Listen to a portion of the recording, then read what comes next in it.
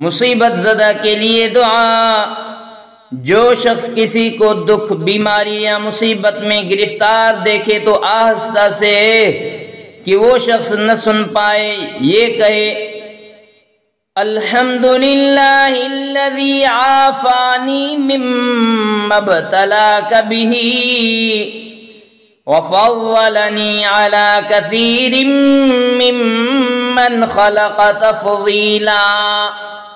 شکر ہے اللہ کا جس نے مجھے اس چیز دکھ تکلیف سے عافیت میں رکھا جس میں تجھے مبتلا کیا ہے، اور بہت سی مخلوق پر مجھے نمایاں طور پر فضیلت دی۔